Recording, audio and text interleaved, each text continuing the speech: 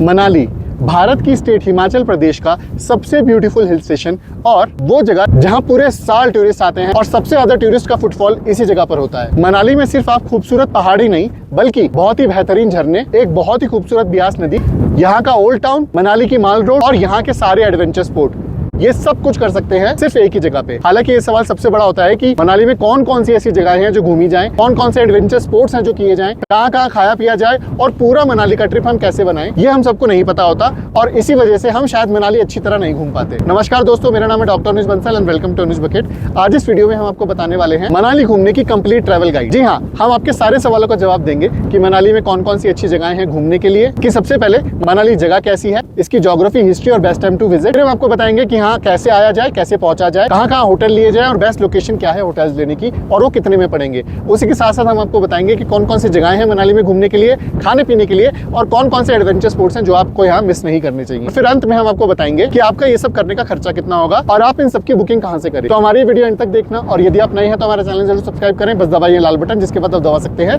घंटे का। जी हाँ, इन सबकी बुकिंग आप कर सकते हैं ज्ञानरचना से, जहां से हमने अपना पैकेज बुक किया था और उन्होंने हमारा फुल फ्लेज पैकेज हमें बहुत ही बेस्ट रेट पे हमें दिया था। और इस वीडियो को हमने अलग अलग सेक्शंस में बांट रखा है जिसकी मदद से आप डायरेक्टली उसी सेक्शन पे जंप कर सकते हैं और ये सेक्शन टाइम स्टैम्प के नाम से आपको डिस्क्रिप्शन में मिल जाएंगे। और इस वीडियो में दिखाई जाने वाली हर जगह की एग्जैक्ट मैप लोकेशन आपको हमारे डिस्क्रिप्शन में दिए गए गूगल मैप्स की लिंक पे मिलेगी। वहां जाके इन सारी जगहों की एग्जैक्ट गूगल मैप लोकेशन भी आप ले सकते हैं। तो चलिए शुरू करते हैं अपना सबसे पहला सेक्शन, मनाली का अबाउट सेक्शन, जिसमें हम सबसे पहले बात करते हैं मनाली की हिस्ट्री के बारे में। भाई, मनाली वैदिक एरा से बहुत ज्यादा मशहूर है पूरे भारत में। मनाली का नाम महर्षि मनु के नाम पे रखा गया है और ऐसा माना जाता है कि महर्षि मनु ने ही पूरी दुनिया का निर्माण किया था। मनाली में बसने वाली कुल्लू वैली को द वैली ऑफ गॉड भी बोला जाता है और इस जगह पर आपको कई सारे मंदिर और भारत के सबसे खूबसूरत वादियां देखने को मिलेंगी। अब अगर मनाली की ज्योग्राफी की बात की जाए तो मनाली नॉर्थ इंडिया के हिमाचल प्रदेश का एक बहुत ही फेमस सिटी है जो कि कुल्लू डिस्ट्रिक्ट में पड़ती है। ये सी लेवल से तकरीबन 6500 फीट की ऊंचाई पर पड़ती है। मनाली से गुजरती है व्यास रिवर और ये जगह हिमाचल प्रदेश की कैपिटल शिमला से तकरीबन 270 किलोमीटर दूर है और दिल्ली से तकरीबन 550 किलोमीटर दूर है। मनाली में पूरे साल लाखों की तादाद में टूरिस्ट आते हैं क्योंकि यहाँ की वादियां हिमालयन माउंटेन रेंजेस की शायद सबसे सुंदर वादियों में से एक है। अब अगर मनाली में घूमने का बेस्ट टाइम टू विजिट की बात की जाए तो हम आपको बता दें पूरे साल मनाली में भीड़ लगी रहती है, लेकिन मनाली का सबसे पीक सीजन होता है मार्च से लेकर मई तक, जब गर्मियों की छुट्टियां पड़ती हैं, तभी यहाँ पे सबसे ज्यादा टूरिस्ट होते हैं। अगर आपको बर्फ पसंद है तो आप मनाली आ सकते हैं यहाँ के विंटर सीजन में नवंबर से लेकर फरवरी तक, क्योंकि इस समय आपको मनाली में स्नोफॉल भी मिलेगा और ज्यादा से ज्यादा हनीमूनर्स भी इसी टाइम मनाली घूमने आते हैं। अब जुलाई से लेकर सितंबर तक मनाली का सीजन थोड़ा ऑफ सीजन रहता है क्योंकि जुलाई में बारिश होने के बाद अगस्त और सितंबर में मनाली में कई जगह लैंडस्लाइड भी हो जाती है, जिस वजह से वहां का रास्ता भी रुक जाता है। हालांकि आज के समय हिमाचल प्रदेश की ट्रांसपोर्टेशन सर्विस काफी अच्छी हो गई है, इसलिए सितंबर में भी आप मनाली में भीड़ देख सकते हैं। अब मनाली घूमने से पहले उसके नक्शे का आइडिया होना भी जरूरी है, तो अब डिस्कस करते हैं मनाली का मैप। ये है हिमाचल प्रदेश की सबसे सुंदर सिटी मनाली का मैप, जो कि कुल्लू डिस्ट्रिक्ट से तकरीबन आधे घंटे की दूरी पे पड़ता है। मनाली का कोर एरिया है मनाली के माल रोड के आसपास का एरिया, जहाँ पे आपको मनाली की काफी सारी अट्रैक्शन दिखेंगी। मनाली का दूसरा टूरिस्टिक स्पॉट है व्यास रिवर के दूसरी तरफ का एरिया, जिसे आप ईस्ट मनाली भी कह सकते हैं। वहाँ पर भी आपको कई सारे होटल्स और कुछ बड़ी अट्रैक्शंस दिख जाएंगी। मनाली के आसपास जो जगहें आप घूम सकते हैं वो मनाली से आधे से 2 घंटे की दूरी पे पड़ती हैं, जैसे कि यहाँ का रोहतांग पास, सिसु वैली, सोलांग और मणिकरण साहिब जी का गुरुद्वारा। अब बात करते हैं मनाली की टॉप प्लेसेस टू विजिट, कि मनाली और उसके आसपास घूमने की कौन कौन सी अच्छी जगहें हैं। ये पूरा सेक्शन हम आपको एक आइटिनरी के फॉर्म में बताएंगे, जिसमें हमारे हिसाब से आप मनाली और उसके आसपास की जगहें 3 नाइट्स 4 डेज के ट्रिप में घूम सकते हैं बड़ी आराम से। आपकी मनाली की 3 नाइट्स 4 डेज की आइटिनरी कुछ इस तरीके से दिखेगी, जिसमें आप मनाली के अंदर का, उसके आसपास का सारी बड़ी अट्रैक्शंस और बढ़िया जगहें घूम सकते हैं। जिसमें आपकी डे 1 की आइटिनरी कुछ इस तरीके से होगी, जिसमें आज हम घूमेंगे मनाली की लोकल साइट सीन। जी हाँ, मनाली के माल रोड के आसपास का एरिया और वहाँ के लोकल साइट्स आप आराम से घूम सकते हैं, जिसमें अगर आप टैक्सी से ये साइट सीन देखते हैं तो सारी साइट्स आपको तकरीबन 1500 से 2000 में पूरे दिन की टैक्सी मिल जाएगी। इसी के साथ साथ आप मनाली में 2 व्हीलर भी हायर कर सकते हैं, जो कि 700 रुपए में स्कूटी और 1200 रुपए में मोटरसाइकिल हायर करके आप ये सारी जगहें देख सकते हैं। डे 1 में आप मनाली पहुंच के अपने होटल में चेक इन करते ही घूमने निकल पड़ेंगे मनाली का फेमस हिडिंबा माता टेम्पल। आज के समय दशहरे के टाइम इस मंदिर में बहुत ही बड़ी पूजा की जाती है और मनाली की सबसे खूबसूरत पहाड़ी पे बसा है यहाँ का हिडिंबा टेम्पल।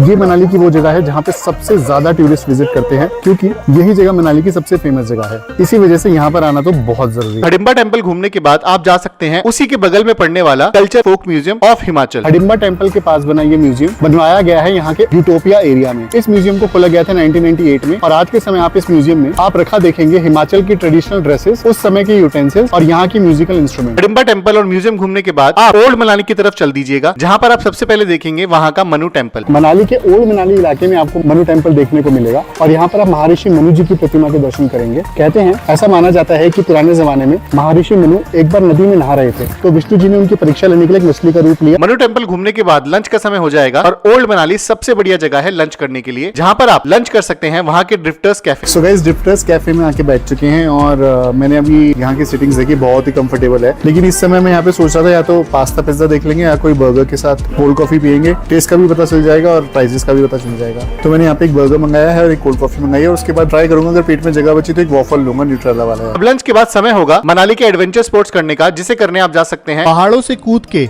हवा में पतंग की तरह उड़ जाना। इसे कहते हैं पैराग्लाइडिंग। पैराग्लाइडिंग एक्टिविटी एक ऐसी एक्टिविटी है जिसे शायद हम सब जानते हैं और मनाली में पैराग्लाइडिंग करने का सपना शायद हर टूरिस्ट का होता है। मनाली की यह पैराग्लाइडिंग आपको पड़ेगी तकरीबन 3500 रुपए की, जिसमें आपको मनाली के पहाड़ों से पैराग्लाइडिंग स्टार्ट कराई जाएगी और जिसमें आप 10 से 15 मिनट में नीचे उतरेंगे। एडवेंचर स्पोर्ट करने के बाद रात को डिनर करने आप जा सकते हैं मनाली के सबसे फेमस कैफे, जिसका नाम है the 1947 cafe. So guys, cafe 1947 के अंदर आ चुके हैं। भाई मैं आपको बताना चाहता हूँ, पहली बात तो ये कैफे बहुत ही मस्त लग रहा है भाई, एकदम इसका इंटीरियर, एक्सटीरियर, आउटडोर, इसकी इंडोर सिटिंग्स, आउटडोर सिटिंग्स सब कुछ बहुत ही बढ़िया है। लेकिन अगर आप यहाँ पे खाने पीने आना चाहते हैं ना, तो उसके लिए भी सुपर जगह है। That is the best part of it. तो मैंने अभी इसका मेन्यू देखा, मेन्यू तो बहुत ही बड़ा है वैसे, लेकिन जो हमने मंगाया है यहाँ पे इसका इटालियन फेमस है, तो मैं इसका इटालियन में देखा था तो मुझे वो पिज्जा समझ आया, तो मैंने यहाँ पे एक मैगरेटा पिज्जा मंगा लिया और साथ में मंगा लिया cold coffee. So this is what I have ordered और मैं एंजॉय करने वाला हूँ अपना पूरा खाना मनाली के इतने खूबसूरत व्यू के साथ और ब्यास नदी के बगल में बैठ के। अब डे 1 में हमने मनाली में काफी सारी अट्रैक्शन कवर करी, जिसमें हम गए मनाली का Hadimba Mata temple, culture and folk museum, Manu temple, old Manali, Solang valley और 1947 कैफे। अब मनाली की डे 2 की आइटनरी आपकी कुछ इस तरीके से दिखेगी, जिसमें आज समय होगा मनाली के आसपास का एरिया घूमने का, जिसमें हमारा सबसे पहला डेस्टिनेशन होगा रोहतांग पास। अब अगर आप रोहतांग पास अपनी पर्सनल गाड़ी से जाना चाहते हैं तो आपको वहां जाने का एक ऑनलाइन परमिट लेना पड़ेगा, जो कि 450 रुपए में आप सेम डे भी ले सकते हैं, या फिर अगर आप एक दिन एडवांस पे परमिट लेंगे तो वो भी बहुत अच्छा होगा। जिस वेबसाइट से आप ये परमिट ले सकते हैं, नाम आपको स्क्रीन पे दिख रहा होगा और इस वेबसाइट का लिंक हम डिस्क्रिप्शन में भी छोड़ देते हैं। हालांकि अगर आप मनाली टैक्सी से घूम रहे हैं तो आपको रोहतांग पास घूमने की टैक्सी तकरीबन पड़ सकती है पूरे दिन के लिए 4 से 4,500 रुपए की। अब अगर आप टैक्सी करते हैं तो टैक्सी वाले अपने आप ही रोहतांग पास का परमिट अरेंज करके आपके लिए रखेंगे। अब इस दिन हमें जाना था रोहतांग पास, लेकिन रोहतांग पास जाते हुए कुछ और व्यू पॉइंट्स हैं जो आप रास्ते में देख सकते हैं, जिसमें सबसे पहला व्यू पॉइंट आता है वहां का गुलाबा विलेज। और ये व्यू पॉइंट एक बहुत ही खूबसूरत व्यू पॉइंट है जहाँ पर मैं अभी खड़ा हूँ। गुलाबा विलेज का नाम पड़ा है जम्मू एंड कश्मीर के एक महाराजा के नाम पर, जिनका नाम था गुलाब। और गुलाबा विलेज इतनी फेमस जगह इसलिए है क्योंकि बहुत लोग यहाँ पर गुलाबा विलेज में कैंपिंग भी करते हैं, इसलिए ये भी एक पॉइंट है जो मनाली में रोहतांग पास जाते समय आप रुक कर एंजॉय कर सकते हैं। गुलाबा विलेज से थोड़ी ही आगे जाकर आपको दिखेगा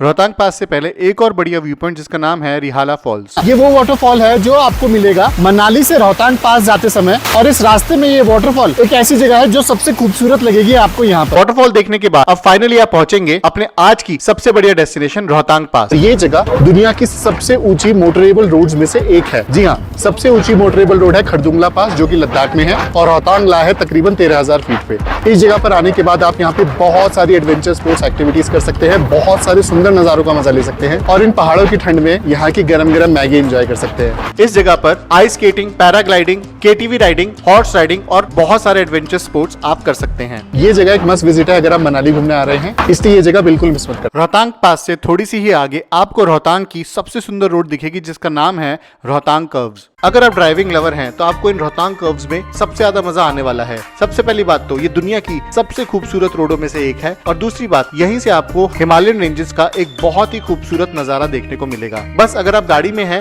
तो अपनी गाड़ी से 2 मिनट उतरकर यहाँ के नजारों का जरूर मजा लें। हमने भी ऐसे ही किया, क्योंकि हिमालयन रेंजेस का ये व्यू हम मिस नहीं करना चाहते। रोहतांग पास से आगे बढ़ के आप अटल टनल की तरफ चल सकते हैं। अटल टनल जाने से पहले आप मनाली के पास का एक और बहुत बढ़िया एरिया देख सकते हैं, जिसका नाम है सिसु वैली। अब सिसु में ऐसा क्या है? यहाँ पर है सिसु लेक। जी हाँ, सिसु भी हिमाचल प्रदेश का एक बहुत ही सुंदर साइट है, जो कि बसती है चंद्रा रिवर के बगल में। यहाँ पर आप river zip line, trampoline jump, KTV riding और बहुत सारे एडवेंचर स्पोर्ट्स कर सकते हैं। इस सिसु लेक में आप बोटिंग भी कर सकते हैं। इसी के बगल में आपको चंद्रा रिवर मिलेगी और मिलेगा लेह तक जाने वाला रास्ता। जी हाँ, जो लोग मनाली से लेह तक जाते हैं वो भी सिसु को क्रॉस करते हैं। हालांकि सिसु में जाने के बाद जो चीज हमें सबसे ज्यादा पसंद आई वो थी वहाँ की मैगी, इसलिए चंद्रा रिवर को देखते हुए हमने इस मैगी को एंजॉय करना बिल्कुल नहीं भूला। सिसु वैली देखने के बाद दिन ऑलमोस्ट खत्म हो जाएगा और आप मनाली के लिए वापस निकल पड़ेंगे अटल टनल की तरफ से। इस टनल की एक और खास बात है कि ये दुनिया का सबसे लंबा टनल है, जो कि 10,000 फीट से ज्यादा की ऊंचाई पे बना हुआ है। इसका साउथ साउथ पोर्टल खुलता है मनाली की तरफ और नॉर्थ पोर्टल खुलता है सिसु की तरफ। अब मनाली आने के बाद आप घूम सकते हैं रात को मनाली की फेमस माल रोड, जहां आप वहां का डिनर भी एंजॉय कर सकते हैं। मनाली का दिल बोला जाता है मनाली की माल रोड को।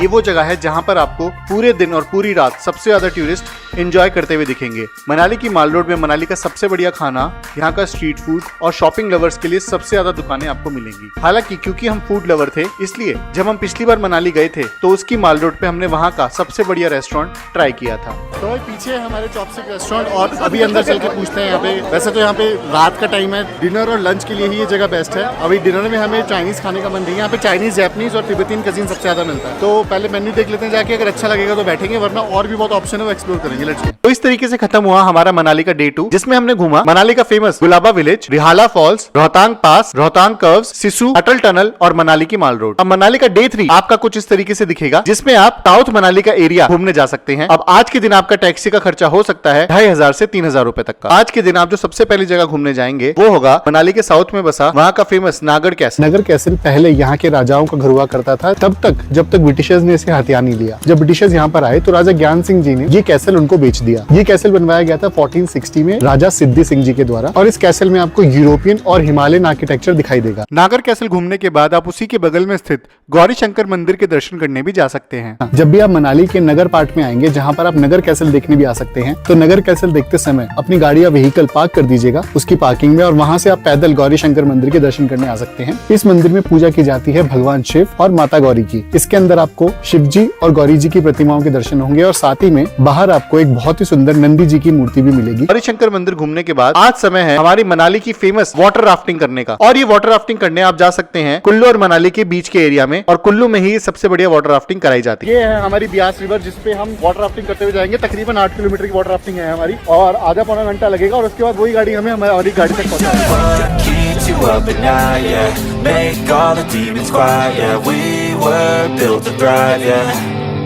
I think that we've all had enough. What keeps you up at night? Water rafting करने के बाद आप मनाली की तरफ वापस आ सकते हैं, और रास्ते में आप कर सकते हैं हॉट एयर बलून राइड। ये एक हॉट एयर बैलून है जो कि मनाली की वादियों में आपको उड़ा के ले जाएगा। ये वो एक्टिविटी है जो कि बहुत कम जगह अवेलेबल है, और मनाली उनमें से एक जगह है जहाँ पे आपको हॉट एयर बैलून एक्टिविटी दिखेगी। हालांकि हॉट एयर बैलून की यह सर्विस वेदर के हिसाब से की जाती है। जब कभी तेज हवाएं और बारिश होती है तब हॉट एयर बैलून की सर्विस अवेलेबल नहीं होती। अब मनाली के डे 3 में जो जगह हमने कवर करी वो थी मनाली का फेमस नागढ़ कैसल, वहाँ का गौरी शंकर मंदिर, वाटर राफ्टिंग और हॉट एयर बैलून। अब मनाली का डे 4 हमारा आखिरी दिन होगा मनाली में, जिसमें हम घर जाने से पहले मनाली से तकरीबन 2.5 से 3 घंटे दूर घूमने जा सकते हैं वहाँ का मणिकरण साहिब गुरुद्वारा। इस जगह पर आपको 3 हॉट स्प्रिंग भी मिलेंगे जहाँ पर आप स्नान कर सकते हैं, और गुरुद्वारा मणिकरण साहिब में आपको एक गेस्ट हाउस भी मिलेगा जहाँ पर आप स्टे भी ले सकते हैं। इस जगह पर मेल और फीमेल के लिए अलग अलग बाथिंग प्लेस बना रखे हैं, और इस जगह की ऊंचाई है समुद्र तट से तकरीबन 1760 मीटर की। पूरे साल यहाँ बहुत सारे श्रद्धालु शांति और पीस की तलाश में आते हैं, इसलिए ये जगह मनाली आते वक्त एक न एक बार विजिट करना तो बनता ही है। तो ये थी आपकी मनाली की 4 दिन की आइटिनरी, जिसमें हमारे हिसाब काफी सारी फेमस जगहें कवर कर ली हैं। अब मनाली की सारी टॉप अट्रैक्शंस की एक लिस्ट बनाकर, जिसमें उसकी टाइमिंग और उसके एंट्री प्राइस टिकट लिखे हुए हैं, हमने स्क्रीन पे दिखा दी है। आप स्क्रीन पॉज करके इन सारी जगहों की सारी इन्फॉर्मेशन एक साथ ले सकते हैं। अब हम आपको फिर से बताना चाहते हैं कि हमारा मनाली का ये पूरा ट्रिप हमने बुक किया था ज्ञान रचना टूर्स के थ्रू, जिन्होंने सिर्फ एक ही बुकिंग में हमारे होटल्स, ट्रांसपोर्टेशन, खाना पीना और सारी अट्रैक्शंस बुक कर दी थी। और हमारा ज्ञान रचना टूर्स का एक्सपीरियंस सबसे बढ़िया रहा मनाली में ही। तो अगर आपको मनाली का ऐसा ही ट्रिप बुक कराना है तो स्क्रीन पे दिए गए नंबर पे आज ही कॉल करें और अपना ट्रिप बुक कराएं। अब बात करते हैं मनाली के ट्रांसपोर्टेशन की। मनाली पहुंचा कैसे जाए और मनाली के अंदर कैसे घूमा जाए। मनाली आप तीनों तरीके से पहुंच सकते हैं, फ्लाइट, ट्रेन और बस। अगर आप बाय फ्लाइट मनाली आना चाहते हैं तो मनाली के सबसे नियरेस्ट एयरपोर्ट पड़ता है भुंतर एयरपोर्ट, जो कि कुल्लू में है, और ये एयरपोर्ट मनाली से तकरीबन 50 किलोमीटर पे पड़ता है। हालांकि भुंतर एयरपोर्ट तक आपको सिर्फ दिल्ली से फ्लाइट मिलेगी, वो भी शायद आपको रोज ना मिले। भुंतर एयरपोर्ट की फ्लाइट अलायंस एयर अरेंज करता है MWF, यानी कि मंडे, वेडनेसडे, फ्राइडे और संडेज को, जो कि सिर्फ पीक सीजन में आपको मिल सकती है। हालांकि जब भी आप मनाली जा रहे हो और अगर आप फ्लाइट से जाना चाहते हो तो एक बार सर्च करके जरूर देख लेना कि फ्लाइट्स अवेलेबल हैं या नहीं। अगर कुल्लू की फ्लाइट अवेलेबल नहीं मिलती तो आप चंडीगढ़ तक की फ्लाइट ले सकते हैं और चंडीगढ़ से बाय कार या फिर बाय बस मनाली जा सकते हैं। अगर आप मनाली बाय ट्रेन आना चाहते हैं तो मनाली से नियरेस्ट नियरेस्ट रेलवे स्टेशन आपको मिलेगा कालका रेलवे स्टेशन, जहाँ पे उतरने के बाद आप बाय बस या फिर बाय प्राइवेट टैक्सी मनाली तक आ सकते हैं। अगर आप बाय बस मनाली जाना चाहते हैं तो दिल्ली के कश्मीरी गेट ISBT से आपको मनाली तक की बहुत सारी बसेस मिलेंगी जो आपको मनाली तकरीबन 800 रुपए की टिकट से मनाली के सिटी सेंटर तक छोड़ देंगी। अब बात करते हैं मनाली के अंदर कैसे घूमा जाए, यानी कि यहाँ की इंट्रासिटी ट्रांसपोर्टेशन की। मनाली के अंदर घूमने का सबसे बढ़िया तरीका है वहाँ की टैक्सी बुक कर लेना। जी हाँ, मनाली की टैक्सी आपको लोकल अट्रैक्शन तकरीबन 2500 रुपए पर डे, रोहतांग पास का ट्रिप तकरीबन 4500 रुपए पर डे और नियर बाय अट्रैक्शन तकरीबन 4 से 5000 रुपए पर डे में बुक करा सकते हैं। इस टैक्सी में आप कई तरह की टैक्सी मिलती हैं जिनकी शुरुआत 4 सीटर से हो जाती है और ये 7 to 8 सीटर तक आपको मिल जाएगी। हालांकि एक और तरीका है मनाली घूमने का, अगर आप सोलो या फिर कपल मनाली घूमने आ रहे हैं तो वहां पर आप 2 व्हीलर रेंट पे लेकर भी मनाली घूम सकते हैं, जिनमें आप स्कूटी या फिर बाइक हायर कर सकते हैं। अगर आप स्कूटी मनाली में हायर करना चाहते हैं तो वो आपको पड़ेगी 600 रुपए पर डे की स्टार्टिंग से। अगर आप बाइक लवर्स हैं तो हमारा सजेशन रहेगा कि मनाली में रॉयल एनफील्ड की हिमालय 450 बाइक जरूर हायर करें, क्योंकि हमारा इस बाइक से मनाली घूमने का एक्सपीरियंस बहुत अच्छा रहा था। ये बाइक आपको तकरीबन 2000 रुपए पर डे पे रेंट पे मनाली पे मिल जाएगी। अब बात करते हैं मनाली के होटल्स की, कि मनाली के होटल्स कहाँ लें और कौन से अच्छे होटल्स आपको मनाली में मिल सकते हैं। हमारे हिसाब से अगर आप मनाली में होटल लेना चाहते हैं तो 3 ऐसे एरिया हैं जहां आप मनाली में होटल ले सकते हैं। सबसे पहला एरिया है ऑफ कोर्स मनाली की माल रोड के पास का एरिया, जहां से होटल लेने का सबसे बढ़िया फायदा यह है कि आप हर रात मनाली की माल रोड में खाना पीना और गेड़ी मारना एंजॉय कर सकते हैं। दूसरा एरिया जो मनाली में पड़ता है वो है मनाली का ओल्ड मनाली एरिया। ये मनाली का सबसे ज्यादा हैपनिंग एरिया है, जहां पे आपको कई सारे हॉस्टल्स, कैफेज, बार्स और रेस्टोरेंट्स मिलेंगे। इस एरिया में अगर आप होटल लेते हैं तो आप पैदल पूरा ओल्ड मनाली कभी भी घूम सकते हैं। तीसरा एरिया है मनाली का ईस्ट मनाली एरिया, जो कि व्यास रिवर पार करने के बाद आता है। रिसेंटली ईस्ट मनाली काफी डेवलप हुआ है और वहां पे होटल लेने का फायदा ये है आप मनाली के ट्रैफिक से काफी दूर रहते हैं और आप आराम से अपने होटल आ और जा सकते हैं। मनाली के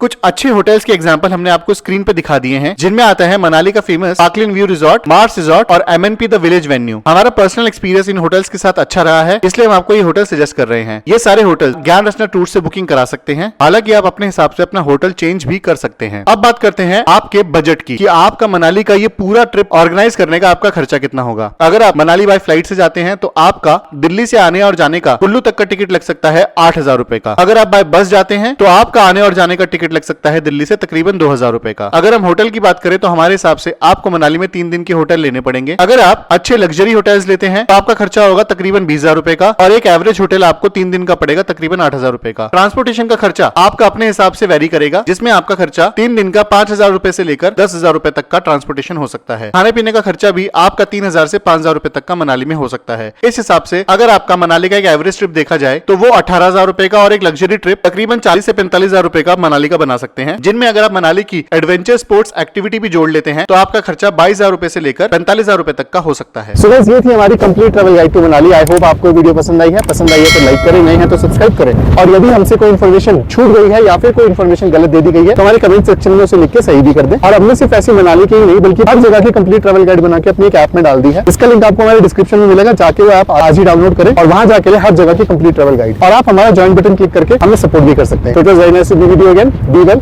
नमस्ते।